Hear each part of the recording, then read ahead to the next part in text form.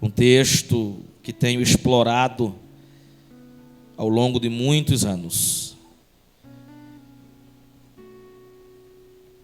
Vou pedir permissão ao pregador, cooperador Elias Santos. Sei que o senhor é especialista nesse texto que eu vou pregar. Daniel capítulo 5, por favor. Quem ostenta um exemplar da Bíblia Sagrada, abra-no no livro do profeta Daniel, capítulo de número 5. Glória a Deus.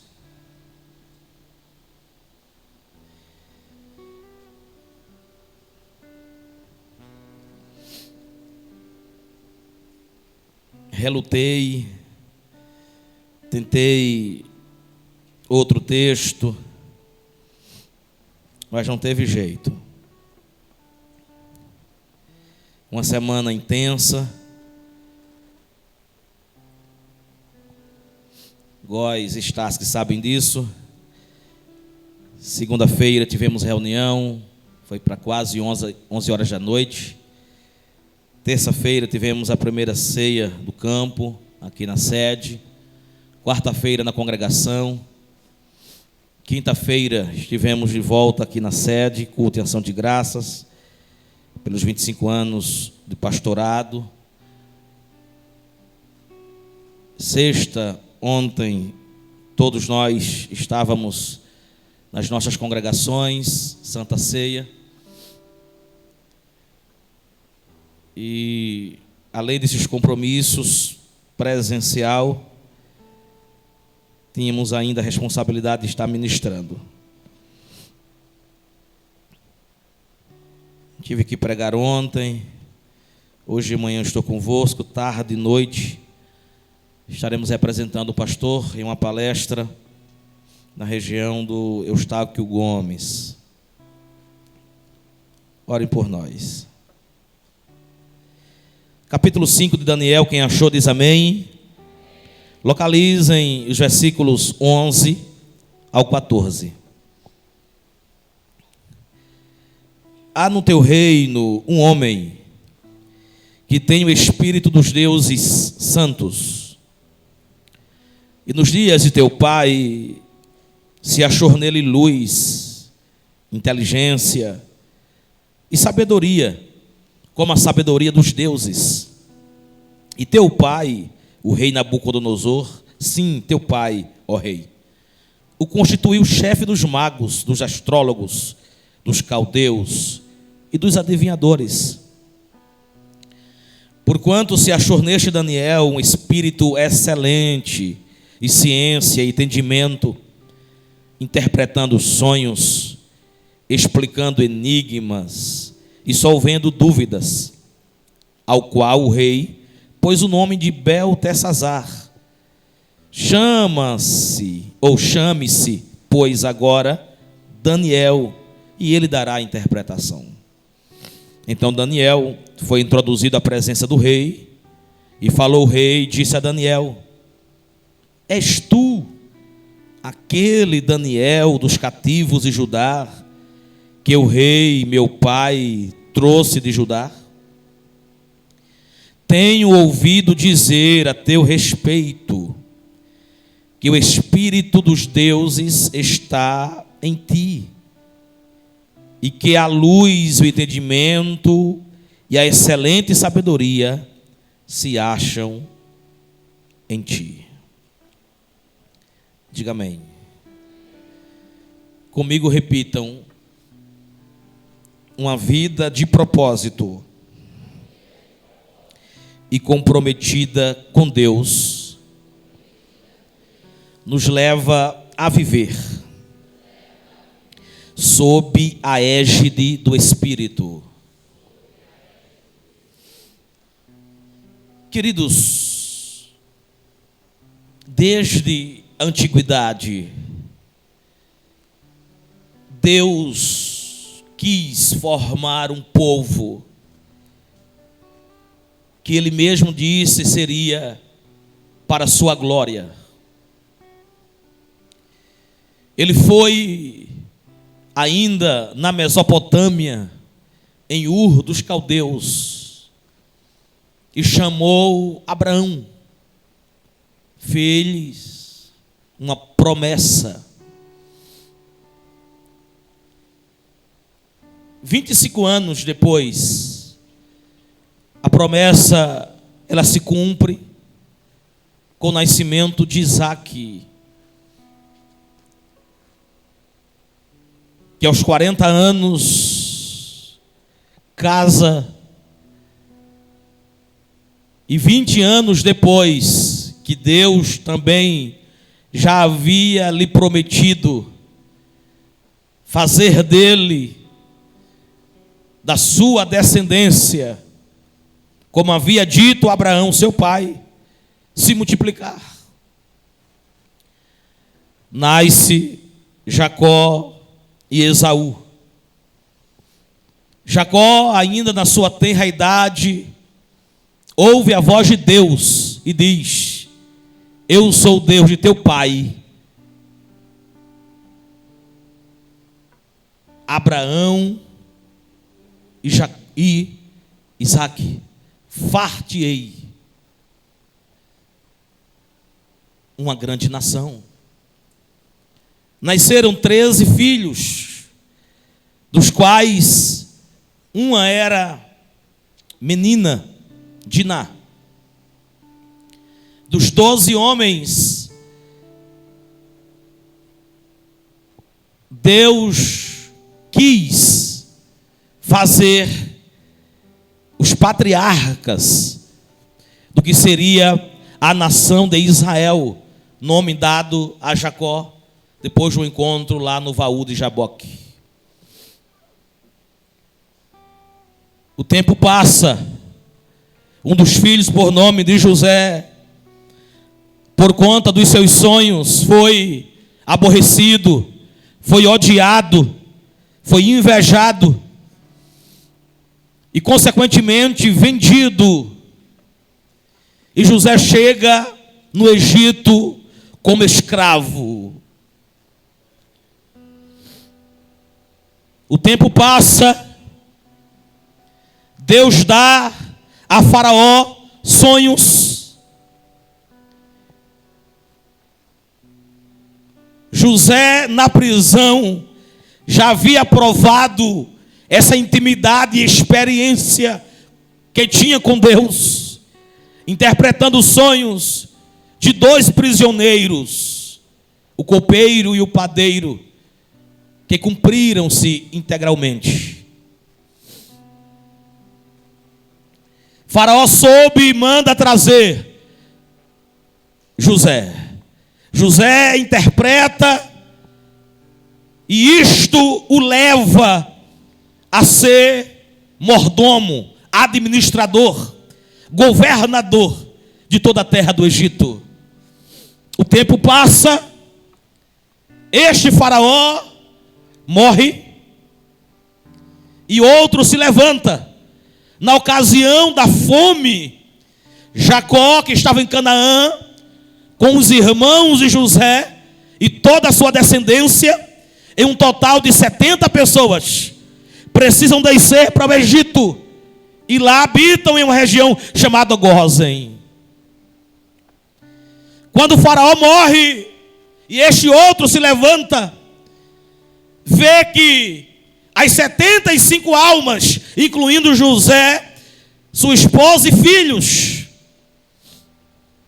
havia se multiplicado, e ele tenta impedir esse crescimento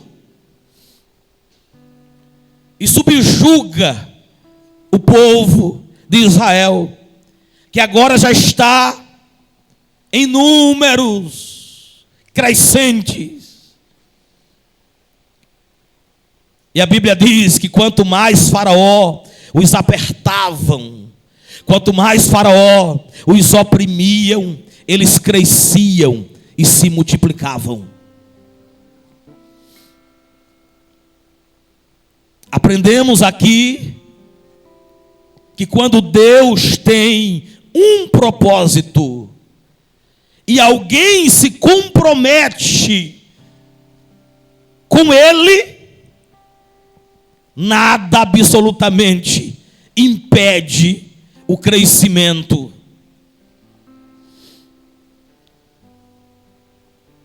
Senhoras e senhores, amada juventude, 430 anos durou a servidão no Egito.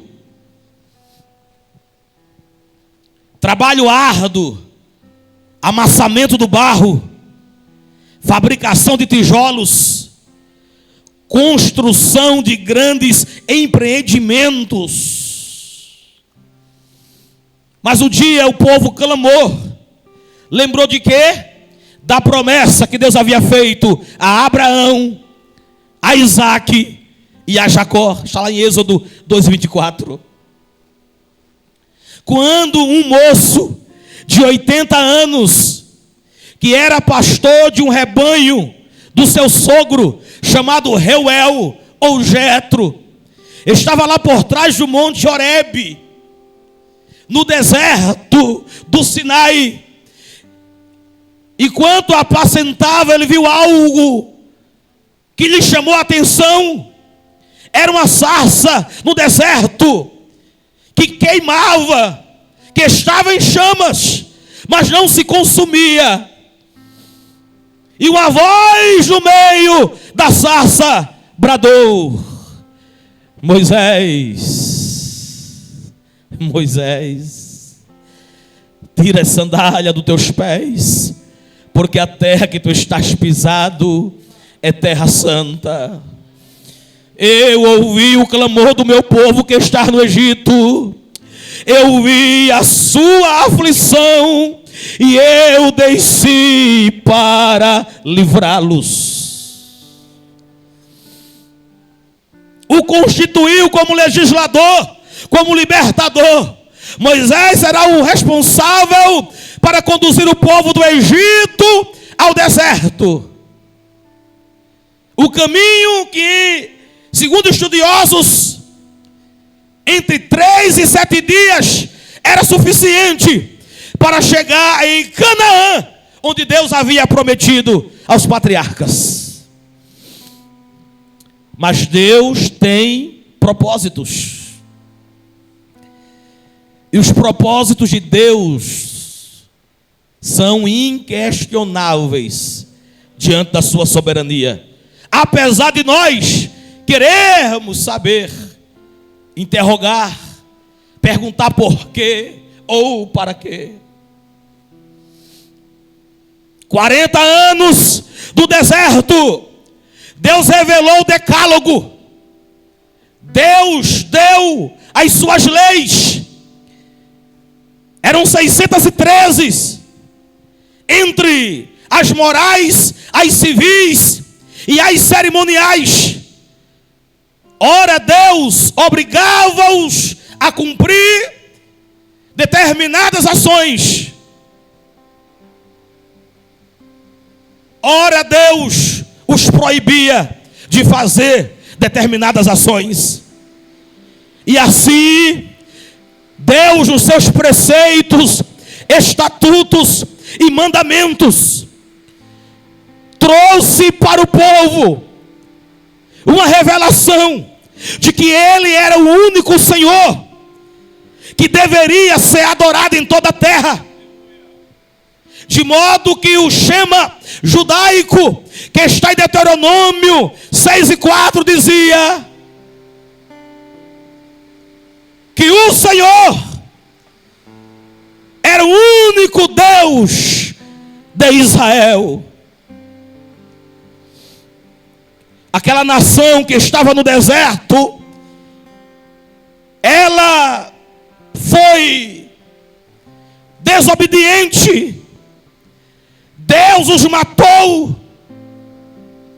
Inclusive Moisés não teve a honra, porque o propósito de Deus era até ali. Subiu ao Monte Nebo, contemplou a terra e morreu.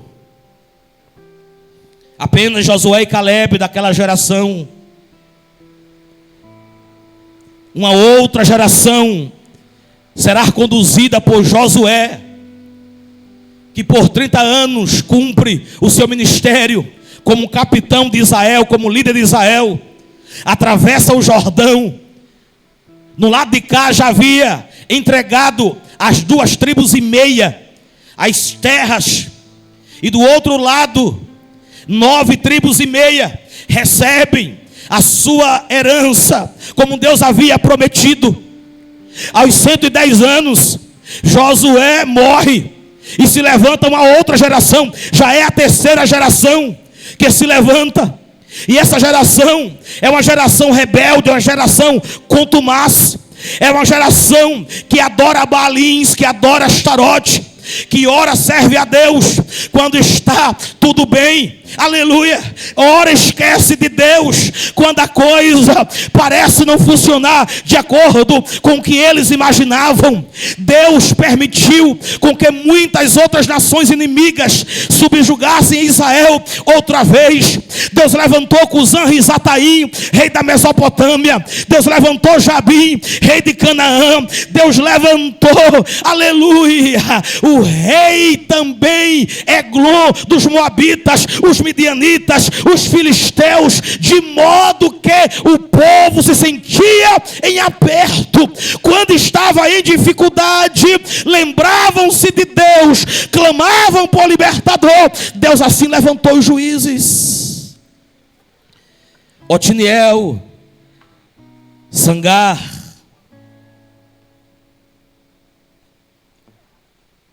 Deus levantou Eude, Débora, Baraque, Sansão, Jefté,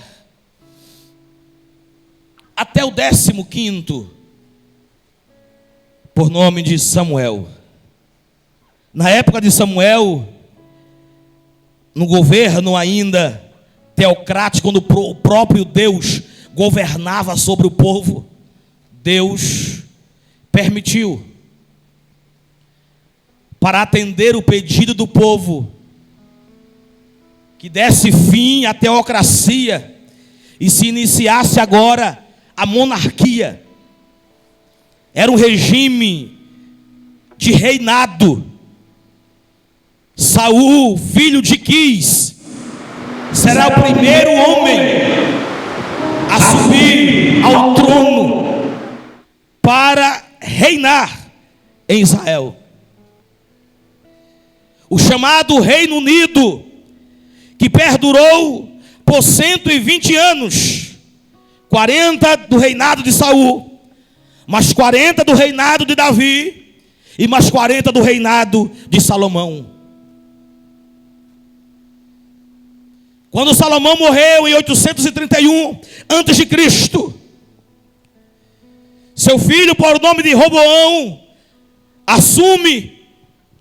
E na época de Roboão, haverá a divisão dos reinos: reino de Judá, reino de Israel. Judá com 2 tribos, Israel com as outras 10. E aí haverá uma turbulência durante todo este período. Alguns reis fizeram o que era bom aos olhos do Senhor, outros fizeram o que era mal. Na linhagem de Israel, com Jeroboão no comando, até o último rei, por nome de Oséias, em 209 anos, de 8 dinastias diferentes, todos 20 monarcas fizeram o que era desagradável a Deus. Do lado de cá de Judá, tendo Roboão iniciado, até o último, por nome de Zedequias, houve uma oscilação. 12 fizeram o que era mal, e 8 fizeram o que era bom aos olhos de Deus. Na época de Josias, escute, filho e neto de Manassés e Amon foram perversos, idólatras. Josias nasce e aos 8 anos de idade começa a governar. Era uma criança. Psiquicamente falando, não havia condição alguma. É óbvio que havia um conselho de anciãos que orientava para tomar as medidas necessárias do reino. Mas o tempo passou. Aos 16 anos, Josias começa a buscar a Deus. Provoca a maior reforma religiosa do Antigo Testamento. Leva o povo a um avivamento espiritual. E nesse contexto, que ele enfrenta a apostasia, que ele enfrenta a frieza espiritual, que Josias vai contra o sistema idolátrico, que Josias combate todo tipo de idolatria, de promiscuidade, nasce um menino por nome de Daniel. Quando Daniel nasce, ele experimenta viver o Deus que pregava Josias. Daniel, na sua tenra idade, entre 8 e 12 anos, ouve o sacerdote Ilquias lendo o livro da lei. A adoração ao templo volta. Havia sido proibida por muitos reis que haviam fechado as portas do templo, como o próprio Acais, o próprio Manassés, o próprio Amon, que eram pai e avô, respectivamente, de Josias. Os cultos, as cerimônias, os sacrifícios, e Daniel vendo, participando, assistindo, adorando, ouvindo, e gerando no coração de Daniel um temor a Deus, uma sede pela palavra de Deus. E ele se compromete. Escute, a história que acontece na Babilônia, quando ele é levado como cativo, apenas se repetiu. Daniel já era comprometido na sua tenra idade. Talvez aqui, neste público, tenham adolescentes de 12, 13, 14 anos. A sua idade jamais será pretexto para você não servir a Deus com integridade. Quem está falando convosco é um homem de 40 anos, mas que dobrou os joelhos aos 10.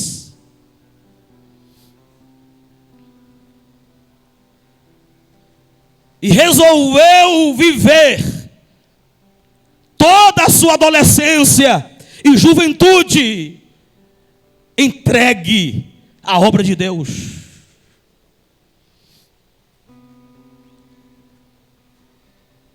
Sem ter meus pais na igreja. Eu não vim por meio dos meus pais. Os meus pais é que vieram por meio de mim.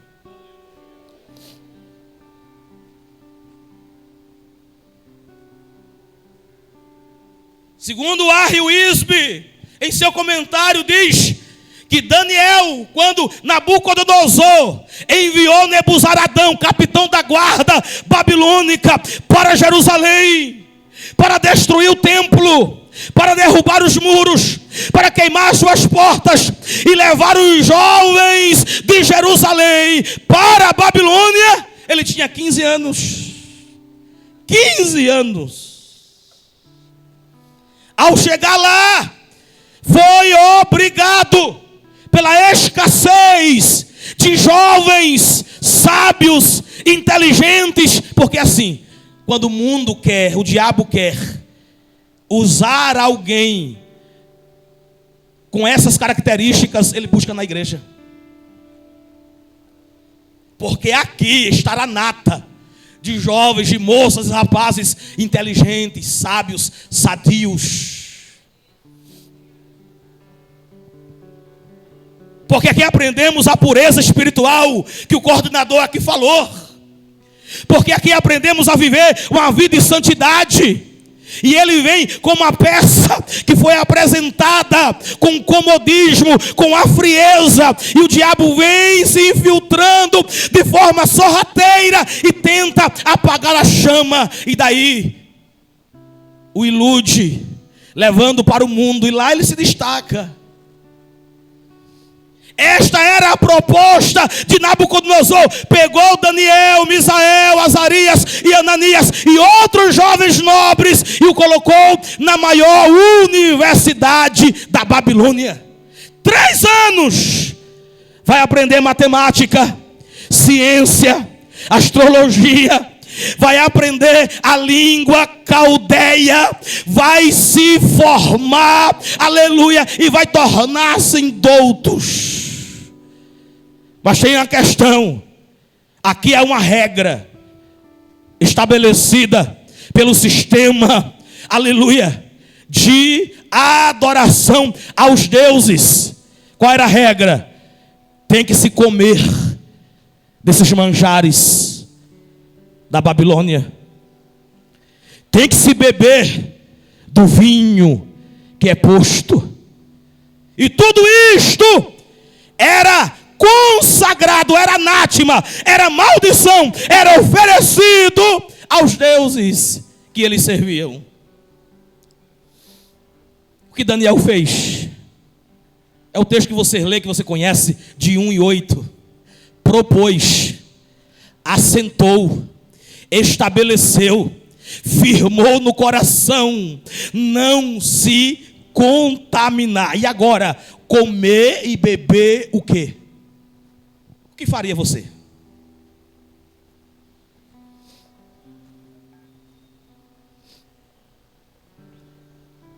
Eu estou confrontando você. Eu não quero saber se você vai pular, sair daqui correndo. Não, não.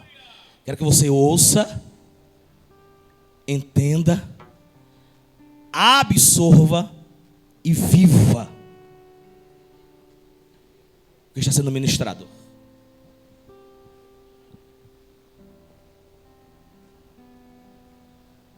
Quem me conhece sabe que sou pentecostal. Vez outra eu gosto de dar meus pulos.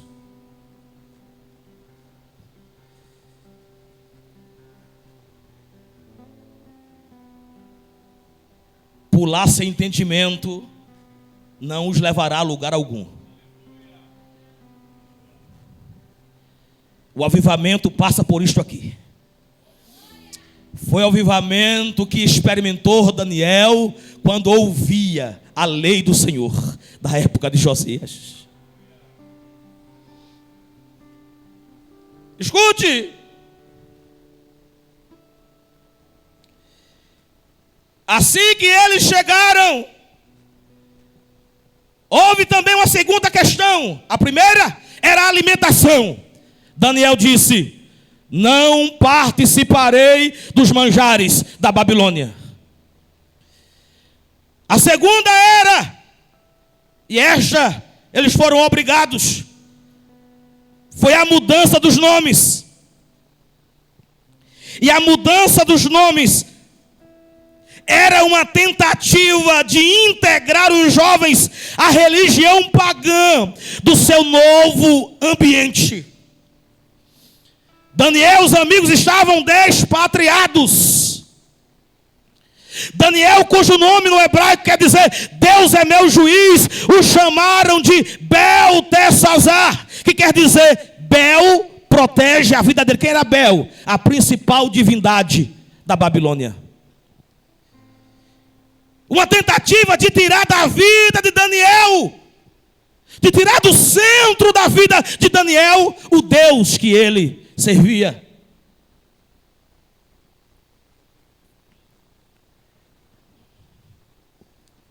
Ananias, cujo nome quer dizer o Senhor mostra graça, o chamaram de Sadraque, que quer dizer o comando de Acu. Quem era Acu? O deus Lua, uma outra divindade babilônica. A Misael, que quer dizer quem é como Deus, o chamaram de Mesaque. Quem é como Acu?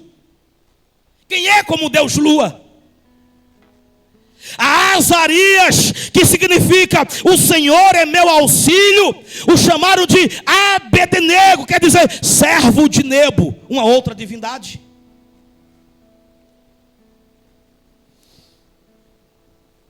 Olhem para mim, escutem o que eu vou dizer com muita segurança. Daniel teve o seu nome mudado, todavia sua personalidade, caráter e identidade em Deus, tema que trabalhamos o ano passado inteiro, aleluia, permaneceram intactos. Aquele que se consagra, moça e rapaz, não se contamina.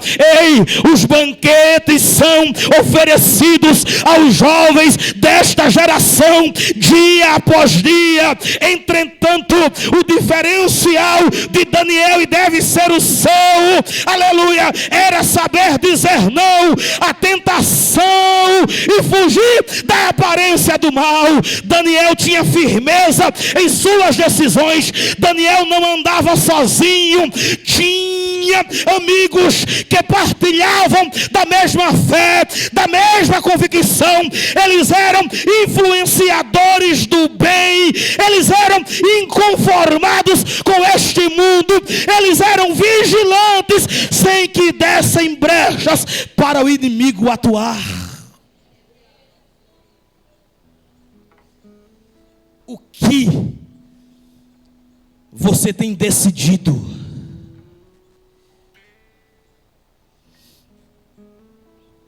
Uma vida com propósito, no meio de uma geração corrompida e perversa, dominada pelas trevas, faz a diferença, levando os jovens a serem incorruptíveis, resplandecendo como astros no mundo. Ouça aqui. Satanás tem muitas propostas, e todas elas são agradáveis aos olhos humanos. Satanás tem inúmeras propostas para vocês,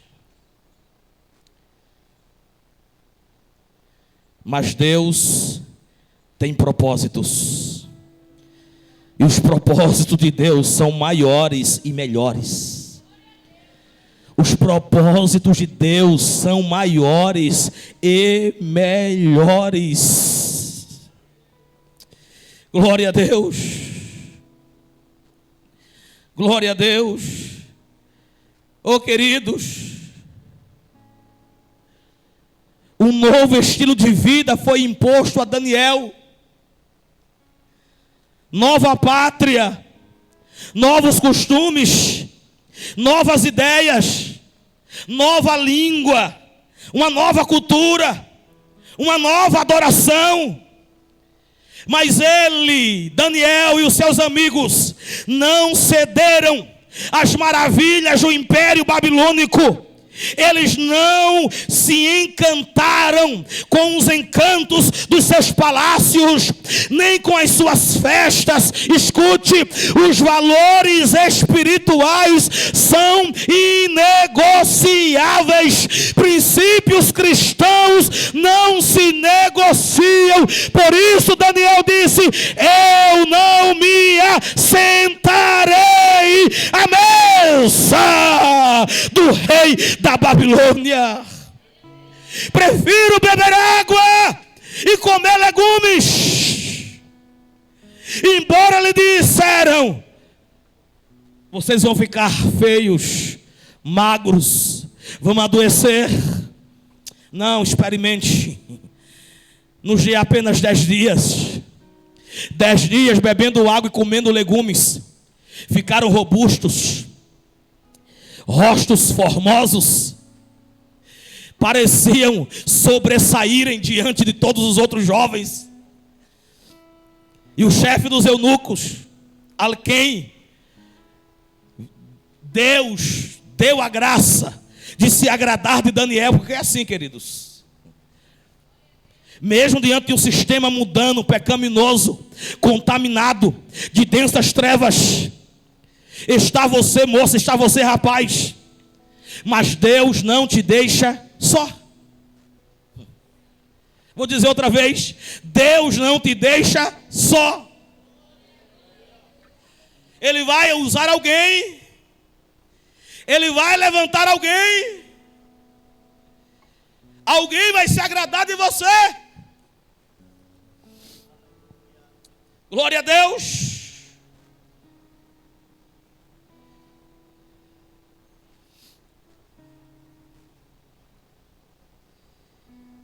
E quando eu falo de valores inegociáveis, não tem como eu fugir da identidade cristã. Porque Daniel, apesar de ser chamado na Babilônia de Beltesazar, ele era conhecido pelo seu próprio nome. Ou seja, a sua identidade interna, mental, é que ele era um judeu que adorava unicamente ao Deus de Israel. Podem chamar você do que quiserem, o que não pode mudar é a sua identidade em Cristo.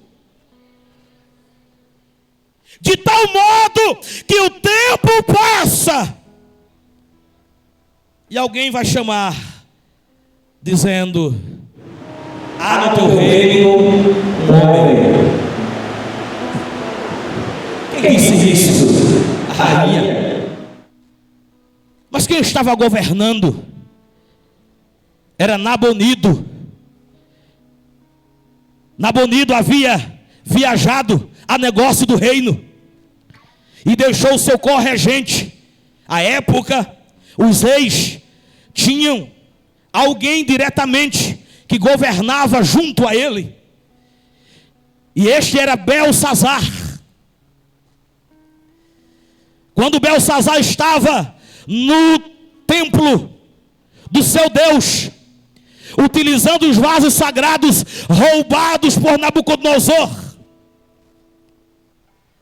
em uma farra com 1000 mulheres, súditos do reino, bebendo vinho, praticando orgia, Deus permitiu que na branqueadura de uma parede assim, a parte de uma mão viesse e começasse a escrever algumas palavras que ele não compreendia. Diz a Bíblia que Beltesazar ficou trêmulo, o seu espírito fugiu, suas pernas batiam uma na outra, da cintura para baixo, ele não sentia mais nada. Quando a rainha viu a preocupação, porque Beltesazar mandou chamar sábios, astrólogos, adivinhadores de todo o reino, de quem Daniel era chefe. Daniel tinha 2 cargos oficiais na Babilônia, e um deles era administrar, coordenar, dirigir as questões difíceis, que necessitava de interpretação, que necessitava de raciocínio lógico para as decisões da época, para que o sistema governamental funcionasse. Adivinhadores vieram, mas nada puderam dizer. Nem liam o que estava escrito, muito menos interpretavam. Aí vem a esposa de Nabonido, a rainha oficial, a primeira dama da Babilônia, e diz: há no teu reino um homem. A expressão do capítulo 1, referente a Daniel e aos seus amigos, é de jovens. Eles tinham entre 15 e 16 anos. Capítulo 5, a expressão é: há no teu reino um homem. Não entendi, vou trocar em miúdos. 66 anos se haviam passado. Depois de Nabucodonosor, vieram outros. Evil-Merodach, por exemplo, Marduk. Passaram 4, até Nabonido e o seu corregente no reinado, Belsazar. Ou seja, Daniel já tinha 80 anos, aproximadamente. Não compreendi nada. Você vai compreender agora. O que você decide fazer hoje, ei moça, rapaz, adolescente, jovem, o que você decide hoje vai refletir para a tua vida inteira, para o teu futuro. Se você decide não negociar o teu valor espiritual, a tua identidade cristã, o teu propósito com Deus, a tua vida de oração, a tua pureza moral, se você decide viver isso hoje, isso vai garantir o teu futuro. Que futuro? Teu casamento, a formação da tua família, a tua vida profissional, a tua vida intelectual. O que você decide viver hoje para Deus. Por isso o meu tema é este: uma vida de propósito comprometida com Deus nos leva a viver debaixo da égide, da proteção, da mão do Espírito.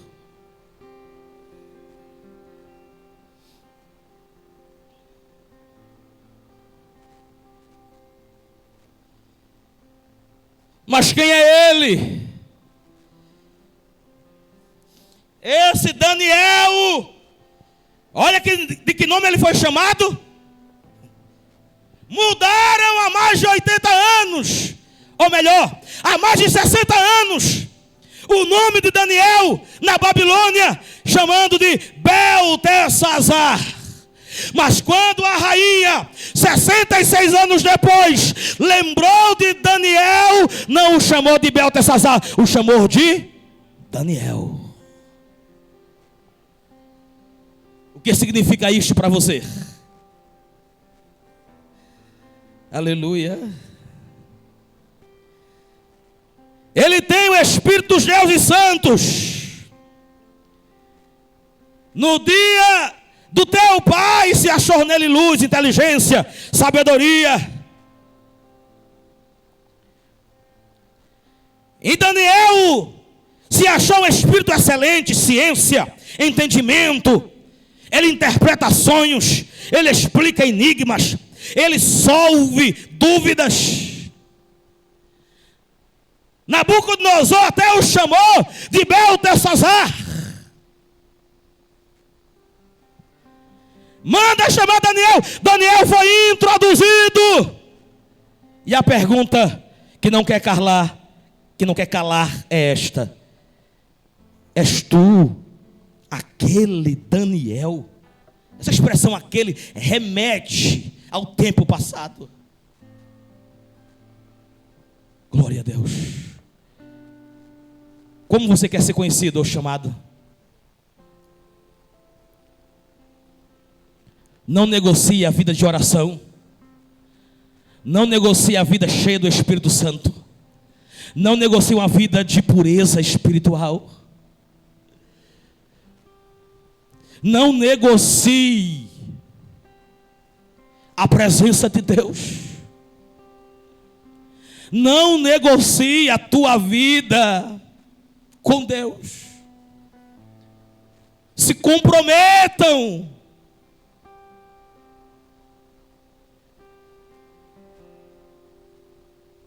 O teu futuro, quem garante é Deus. Sim.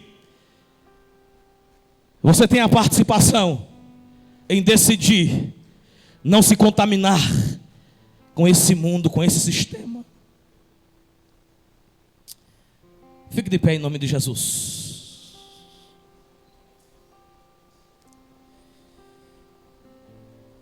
Deixa eu dizer mais alguma coisa para encerrar.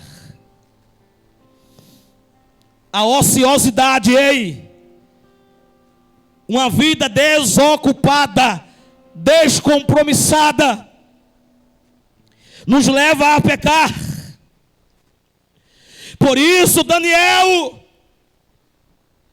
Ananias, Misael e Azarias tinham hábito de orar, visto que escolheram buscar ao Senhor em oração para ter uma vida guiada e orientada por Deus. Isto é viver na dependência de Deus.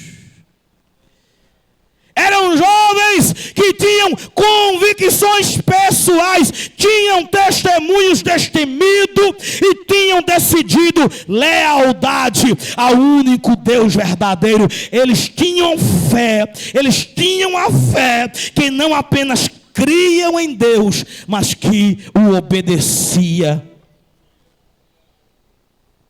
Eles mantiveram-se puros.